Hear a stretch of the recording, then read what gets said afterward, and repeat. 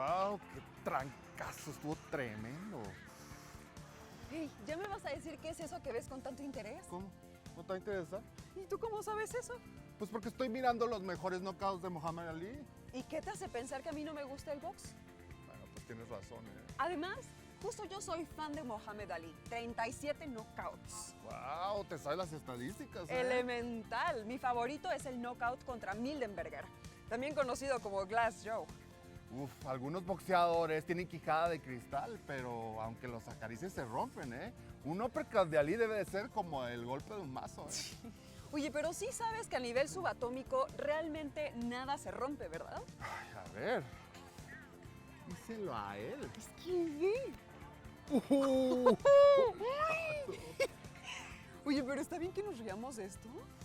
Híjola, déjame ver. Yo creo que el otro boxeador se levantó y lo único que perdió fue el cinturón. Imagínate, perder el título por knockout, aunque jamás te hayan tocado subatómicamente con el guante de tu adversario. Oye, Dismara, entiendo lo que dices, pero ¿no creas que estamos exagerando? Mira. Mucho gusto. El gusto es mío. Ahora, déjeme decirle que nuestras manos claramente se tocan al saludarnos, porque usted y yo no existimos en el nivel subatómico, ¿eh? ¿Cómo de que no? No, mira, nuestra materia sí, estamos formados por átomos, pero yo, Ernesto, y tú, Dismara, personas con capacidad de sentir, de hablar, de ver el top 10 de knockouts, somos organismos complejos, no solo a la suma de nuestros átomos, ¿eh? Buen punto, pero mira. Hola de nuevo. Hola, ¿qué miró? ¿Qué buscas, eh? Espera.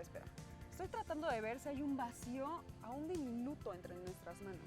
Ay, pues como va para largo y mientras lo descubrimos, creo que sería posible ver esto. Estas personas se están saludando, pero en el nivel atómico tienen algo así como una sana distancia. Existe una brecha muy, pero muy pequeña, medida atómicamente. Por ejemplo, esta línea recta es aparentemente una sola cosa, una línea. Pero si nos acercamos lo suficiente, podremos ver que la línea está compuesta de otras líneas diminutas, microscópicas o menores que microscópicas y que no se tocan. Esta imagen es útil para ilustrar dos cosas. La primera, todo lo que puedes tocar está compuesto por átomos, que es básicamente un nucleolo rodeado de una capa externa de electrones que lo orbitan. Pero estos electrones no se tocan, se repelen los unos a los otros porque tienen la misma carga eléctrica. El culpable de que no sea posible tocarnos es el electromagnetismo. Ay, pues tienes razón. Si hay un vacío aquí, yo no logro verlo a simple vista. Te digo, Y si hay un efecto de repulsión, seguro está derivado del sudor. es lo que se llama el principio de exclusión de Sudor y Pauli. ¿Qué? Es una broma por lo del principio de Pauli. Ay, me quedé igual. Bueno, eso significa que es momento de ir a la siguiente entrevista. Hola, estamos con el doctor Alejandro Frank Heflig, quien es físico nuclear y es miembro del Colegio Nacional. Doctor Frank, ¿cómo está? Muy bien, muy contento de estar con ustedes. Gusto de platicar con usted nuevamente. Mi primera pregunta es, ¿cómo podría definir usted el electromagnetismo? El electromagnetismo se descubrió desde tiempos antiguos, cuando se frotaban ciertas rocas, ciertas piedras de cuarzo, cuando los chicos ahora el peine, se peinan y pueden levantar papelitos. Eso, el electromagnetismo es la conjunción de los fenómenos eléctricos y magnéticos. Todos hemos jugado con magnetos, con imancitos. Y los físicos hemos descubierto que son, digamos, representaciones del mismo fenómeno. Eso es el electromagnetismo. Es una de las fuerzas, de las 4 fuerzas que existen en la naturaleza. La entendemos bastante bien. Muy bien. Y la podemos sentir todos, y la vemos con todas las aplicaciones, los aparatos. Usted y yo nos estamos viendo gracias al electromagnetismo. Qué interesante. El electromagnetismo se experimenta de la misma forma en micro que en macro, es decir, ¿es el mismo electromagnetismo el que sucede a nivel atómico que el que pudiera suceder a nivel macro en el planeta Tierra o en los planetas? Es muy buena pregunta. Sí, exactamente así. De hecho, toda la química depende del electromagnetismo, porque son los electrones, los átomos están constituidos de un núcleo central muy denso y de electrones. Toda la química se reduce a entender el intercambio entre distintos átomos de los electrones. Los electrones son la carga fundamental del electromagnetismo y es exactamente la misma fuerza que podemos ver en el mundo atómico que en el mundo macroscópico. Muy bien. Y ahorita que estamos hablando de electromagnetismo, ¿qué nos podría platicar del principio de exclusión de Pauli? Bueno, ese fue un gran descubrimiento del famosísimo profesor Pauli, en que los electrones, precisamente, y otras partículas que se llaman fermiones, no pueden ocupar el mismo lugar en el espacio, no pueden tener las mismas características en el espacio. De hecho, ese principio de exclusión de Pauli nos permite entender por qué los átomos son estables, por qué no decaen, porque toda partícula cargada que se mueve radia, pierde energía, pero resulta que por el principio de exclusión de Pauli y por los fenómenos que llamamos cuánticos, existen estas órbitas estables y van subiendo los electrones, no pueden ocupar las mismas órbitas, si no todos estarían ahí apachurrados, pegaditos a las órbitas bajas, y no, van alejándose unos de otros, y es uno de los principios más fundamentales que aplican a los átomos y que nos permiten entender la tabla periódica de los elementos.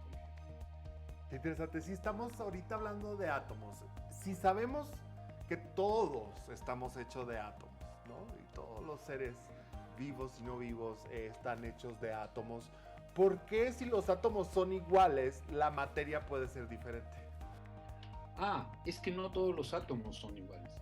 Los átomos, hay de hecho más de 100 tipos de átomos, y esos 100, cada uno de esos se llaman los elementos atómicos, pero además hay de distintos pesos, como las personas, hay flaquitos, gorditos, más gorditos, que son el mismo átomo, pero los átomos sí los podemos distinguir, y la distinción proviene precisamente de esa parte central muy densa que es el núcleo atómico.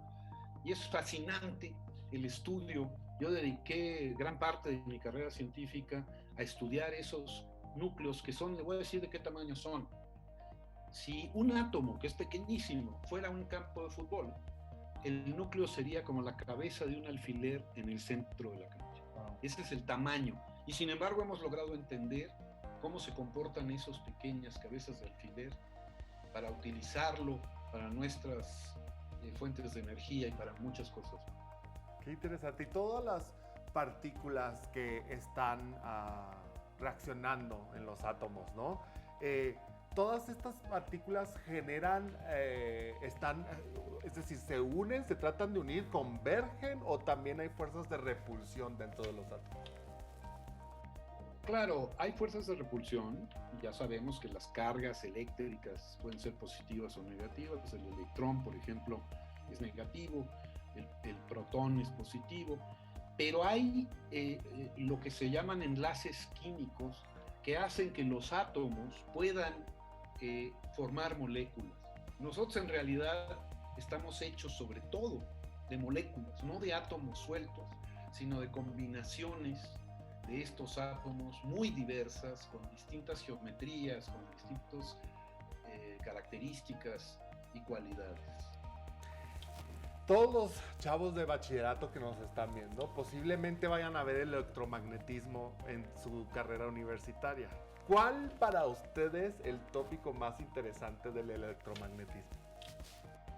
Bueno, para mí el tópico más interesante ya en mi carrera, cuando estudié electromagnetismo, fue entender cómo es que un fenómeno como el magnetismo y un fenómeno como la electricidad, que parecen y que por muchísimos años la humanidad creyó que eran dos fenómenos distintos, en realidad son uno solo. Son uno solo, Y esto le enseñó a los físicos que es posible que haya muchas más unificaciones de este tipo. Eso es la famosa teoría unificada que los físicos buscan. Y hay otros dos tipos de fuerza que solo viven dentro de estos núcleos, de estas cabezas de alfiler, que se llaman, desgraciadamente con poca imaginación, la fuerza nuclear fuerte y la fuerza nuclear débil. Y esas dos son responsables de nuestra existencia también, pero solo la vemos ahí dentro de esos núcleos. Qué interesante lo que nos comparte. Yo creo que muchos chavos de preparatoria se van a meter a los buscadores a seguir, ¿no? Indagando acerca del electromagnetismo con lo que nos acaba de contar. Le agradezco mucho su tiempo y nosotros continuamos en Jóvenes en TV. Oye, Edith, Eu, ¿tú crees que podamos partir estas manzanas con nuestras manos? a veces me sale, a ver. A ver. Ay. Bueno, entonces las cosas no se tocan, pero yo las puedo sentir. ¿Eso significa que me lo estoy imaginando? No, efectivamente sí sientes algo. Los nervios de tu piel sienten la fuerza repulsiva. Y como los objetos no son todos lisos, no tienen la misma densidad, ni están hechos de los mismos elementos, pues... Sentimos la textura, claro. Por ejemplo, los adversarios de Ali sentían la textura, o en palabras científicas, lo tupido. Entonces, ahorita no toqué la manzana aunque la puedo sentir. No la partí por la mitad aunque escuché el sonido de cómo la cortaba. ¿No le acabo de dar una mordida? Pues sí, no, ¿eh? O sea, si ejerzo la suficiente presión, puedo romper o cortar algo. Claramente, esta es solo media manzana. Pero a nivel chiquititito, solo apartaste los átomos del camino mediante las fuerzas de repulsión electrón-electrón. O sea, si pudieras partir el átomo, pues...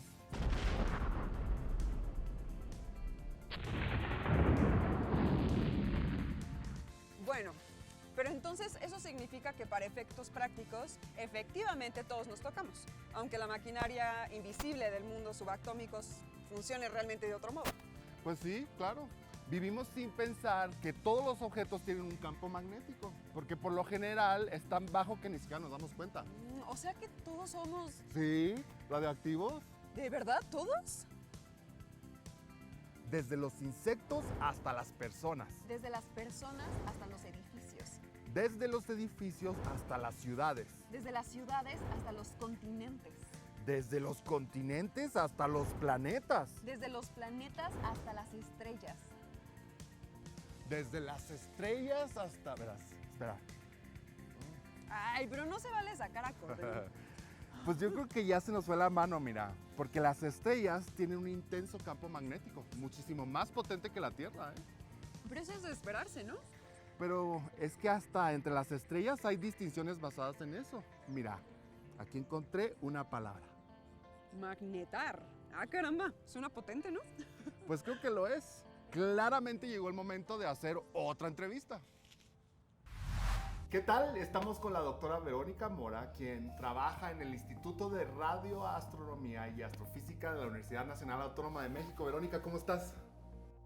Hola, muy bien. ¿Qué tal? ¿Qué tal? Qué gusto platicar contigo. Mi primera pregunta es, ¿qué es un magnetar? Un magnetar es un tipo de estrellas de neutrones y las estrellas de neutrones es una de los productos finales de la evolución estelar de estrellas masivas. La propiedad que tienen los magnetares es que tienen un campo magnético muy fuerte en comparación de una estrella de neutrones normal. Son 1000 veces más fuertes sus campos magnéticos. Wow. Y de las estrellas que conocemos del universo, ¿no? Del universo observable, las que conocemos, ¿cuántas estrellas podríamos decir que existen? Y de esas, ¿cuántas o qué porcentaje de ellas serían magnetares? Bueno, en el universo observable, lo que podemos estimar más o menos es que hay 170,000 millones de galaxias, ¿ok? Y de esos podemos estimar más o menos, a grosso modo, si pensamos que en la Vía Láctea hay unas 400,000 millones de estrellas, entonces si multiplicamos esos dos números, nos da un 1 con 24 ceros después. 1 por 10 a la 24 serían las estrellas en nuestro universo observable. De esas, las que serían estrellas de neutrones, pues es un cierto porcentaje, pero en especial lo que son los magnetares, de todo eso se han observado no más de 30 magnetares. nada más. O sea que a comparación del 1 por 10 a la 24, solamente tener 30 magnetarios identificados, pues es básicamente muy poquita la proporción, ¿no? Es muy poca, sí. Y en los planetas, por ejemplo, los átomos los planetas que son muy densos, ¿eso quiere decir que los átomos están como muy unidos entre sí o qué está pasando con las fuerzas internas entre los átomos de estos planetas? De hecho, no pasa en los planetas, esto pasa en las estrellas de neutrones, o también hay un tipo de estrella que se proponen como estrellas de quarks, por ejemplo, y estrellas extrañas, que están hechos del quark strange, que se llama. Entonces, en las estrellas, cuando uno tiene una estrella de neutrones, exactamente eso es lo que pasa. Está hecha de neutrones, y los neutrones, cuando tenemos un campo gravitacional muy grande, lo que actúa entre las partículas elementales es la fuerza fuerte, pero es tan grande la gravedad que eso se anula, y lo que pasa es que forman otro estado de la materia que se llama superfluido. Entonces, estas estrellas de neutrones son objetos de superfluido. Cambia totalmente sus características físicas. Y se están tocando, sí. Padrísimo. ¿Y estos estados, este nuevo estado de la materia, lo podemos identificar solamente cuando sucede eso? En la Tierra se ha hecho, y se hizo el experimento para encontrar como el helio superfluido. Y el superfluido, para que quedar claro, es un fluido que, digamos, tiene cero viscosidad. Entonces imaginan un río que no tiene fricción en absoluto, por ejemplo, de este fluido de super conductor. Padrísimo. Hablando ahorita que decías del superfluido de helio, hablando específicamente del helio y del hidrógeno, ¿no? ¿Cómo están compuestos los átomos de helio y de hidrógeno? ¿Qué características peculiares tienen? El átomo de hidrógeno es nuestro átomo más básico y es el que es más común en el universo, y está formado de un protón y un electrón. Hay veces que podemos tener variaciones donde tenemos un protón, un neutrón, por ejemplo, y un electrón. Eso se le llama deuterio. También existe y es muy común en el universo. El átomo de helio está hecho de 2 protones, 2 neutrones, y si está neutro, 2 electrones. Oye, padrísimo. Y esto evoca un poco a pues, las clases que llevamos nosotros en bachillerato, ¿no? Hablar de los elementos químicos o de las composiciones estructurales internas de la materia, los átomos, los elementos, pues habla de todo lo que estudiamos en química.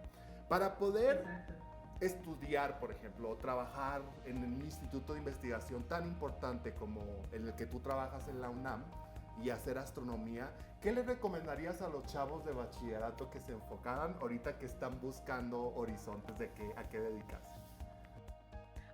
Obviamente es la física, nosotros tenemos atrás la física, y bueno, yo creo que es muy importante leer a los grandes divulgadores de la ciencia, que es Carl Sagan, ¿no? Pero no fue el único. Feynman fue un gran divulgador de la física, Penrose también. Entonces tal vez acercarse de esa manera menos impactante, que es la física teórica, pero buscar la divulgación un poquito más elaborada con estos grandes divulgadores. Claro, para agarrarle como el gusto y saber cómo se puede aplicar y cómo se puede seguir estudiando, qué hace falta por entender del mundo y del universo, ¿no? Y todas las investigaciones. Maravillarnos, todo lo que hace falta hacer. Como un último dato, por ejemplo, hablando de las estrellas de neutrones y dejar un poquito tal vez de ahí una semillita, si pensáramos en una cucharadita de material de estrella de neutrones, eso correspondería a 900 veces el peso que tendría el Templo Mayor, por ejemplo. Wow. Solamente una cucharadita. 900. Solo para dejarlo ahí. Claro, y entonces esto es importante para que todos se vayan a buscarlo, que lo busquen por ahí en el internet, si les emociona. Y va a ser muy, muy interesante para estos chavos de preparatoria. Te agradezco mucho tu tiempo, Verónica. Lo que platicamos es muy interesante. Y nosotros continuamos en Jóvenes en TV. Bueno, a ver, estamos pasando de una manzana a un magnetar. Y claramente no vamos a poder tocar los átomos de ninguna de esas cosas. Pero ahí tengo una pregunta, A ver, venga. Si efectivamente no podemos tocar nada, ¿cómo es que logramos transformar los objetos y cambiar sus propiedades? Por ejemplo, Si yo tomo un cristal y lo pulo, le voy quitando capas y afecto sus propiedades. Es ¿no? verdad, ¿eh? Yo no lo había pensado así. No es lo mismo mirar a través del fondo de una botella que a través de la lente de un telescopio. Claro. El del telescopio ha sido tocado hasta el extremo, ¿no? Pulido, vaya. Pues sí. Y además se hace con tanto detalle que se sabe qué tanto material hay que retirar para lograr cambios en sus propiedades, ¿no? Pues yo no sé, pero para mí casi que califica como tocar. Espera, se me está ocurriendo una idea un poco loca, ¿eh? A ver, ¿cuál? Trabajamos y vivimos afectando las propiedades de los objetos, pero no propiamente su naturaleza. Ay, me siento como Neo en Matrix que veo el código a través de las cosas y puede cambiar sus propiedades. Ah, mira. Y justamente me está hablando un buen amigo que sabe bastante sobre el tema. ¿Le preguntamos? Sí. El día de hoy tenemos como invitado al doctor Luis Carlos Álvarez, del Instituto de Astronomía de la UNAM. ¿Qué tal, Carlos? Buenos días. Hola, ¿qué tal? Buenos días. El día de hoy podrías platicarnos cómo es que se crea una lente astronómica. Mira, una lente astronómica o un espejo para aplicaciones en los telescopios se puede considerar como una etapa dentro de los procesos de manufactura óptica y se puede dividir en básicamente 3 etapas, que es generado, esmerilado y pulido de una superficie óptica. El generado se utiliza herramientas de diamante para desbastar una gran cantidad de material. El esmerilado utiliza partículas finas de abrasivo, generalmente óxido de aluminio o óxido de cerio, de diferentes tamaños, para minimizar esa fractura que te deja la herramienta de diamante y darle una forma acorde a lo que es el diseño óptico. Y posteriormente el pulido. El pulido es donde se le da la forma final ya a la superficie óptica. Puede ser un plano, una superficie cóncava, una superficie convexa o una superficie esférica. Digamos que los materiales deben contar con algunas propiedades físicas específicas. Así es. Por ejemplo, si es un espejo para un telescopio, lo que se busca es que sea homogéneo, es decir, que el vidrio sea de ciertas propiedades mecánicas y lo que queremos es que sea de una baja constante de dilatación térmica, lo que es el CTE. Eso que nos da como resultado que con variaciones térmicas de temperatura, porque por ejemplo, los observatorios están alejados de la ciudad, entonces variaciones térmicas lo que nos produciría es que una deformación de la imagen. ¿Y cómo es que se mide la superficie óptica? Como estamos trabajando ya con luz, entonces los métodos mecánicos de medición, como pueden ser vernieres, cintas, ya no son aplicables, porque la luz, como recordaron, dentro del espectro electromagnético, son entre 380 y 630 nanómetros. Entonces, lo que usamos ahí es la propia luz para medir las superficies. En este caso, utilizamos un láser y el láser tiene un fenómeno muy interesante que se llama interferometría. Entonces, la interferometría es una de las áreas de óptica en donde podemos nosotros medir con gran precisión, gran repetibilidad y gran exactitud lo que es las componentes ópticas. ¿Cómo es que se genera la superficie del lente? ¿Cómo se llega a ese punto? Sí, mira, como te comenté hace rato, los procesos de manufactura son generado, esmerilado y pulido. El generado desbasta una gran cantidad de material, pero dentro de ese proceso se generan microfracturas de aproximadamente de 1/4 a 1/8 del diámetro del diamante.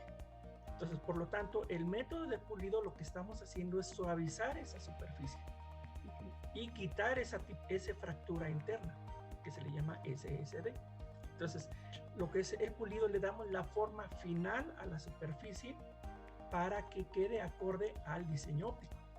Dentro del área de ingeniería óptica tenemos diseño, manufactura y pruebas ópticas.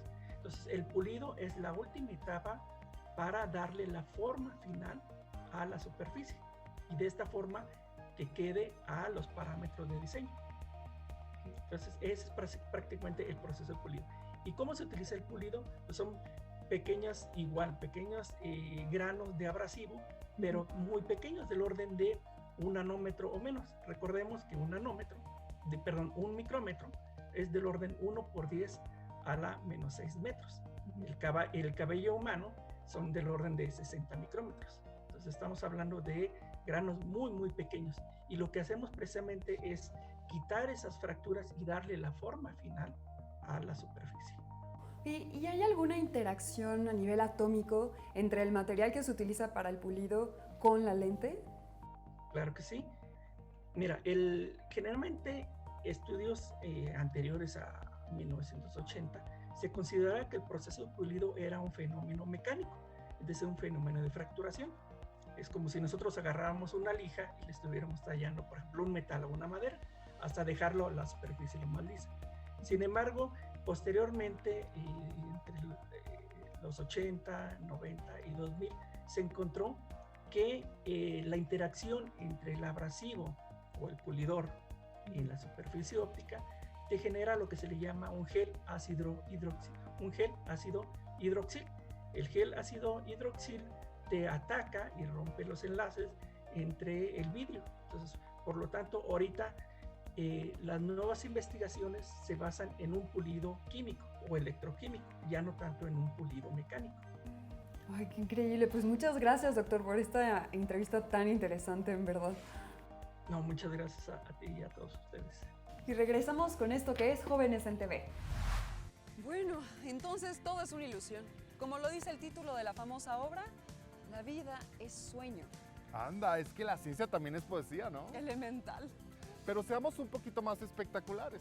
¿Acaso encontraste una frase que pueda sorprenderme más de lo que ya estoy? Pues ya veremos. Nada hay en el mundo excepto el espacio curvo vacío, materia, carga, electromagnetismo y demás campos solo son manifestaciones de la curvatura del espacio. Ay, me encanta. La frase es de John Wheeler, físico teórico estadounidense. Pues ya vimos que el electromagnetismo afecta a toda la materia, desde lo más pequeño hasta lo inmensamente grande, pasando por los guantes de Mohamed Ali. ¿Qué objetos con carga magnética conocen ustedes? Manda tu respuesta usando el hashtag elemental y cuéntanos. ¿Seguimos viendo el top 10? ¿Sí? ¿Sí? Bueno, no. Mejor seguimos con el programa de maestros en Jóvenes en TV. Se ve que está de knockouts. Venga, allá nos vemos y que tengan un muy buen fin de semana. ¡Pum! Adiós.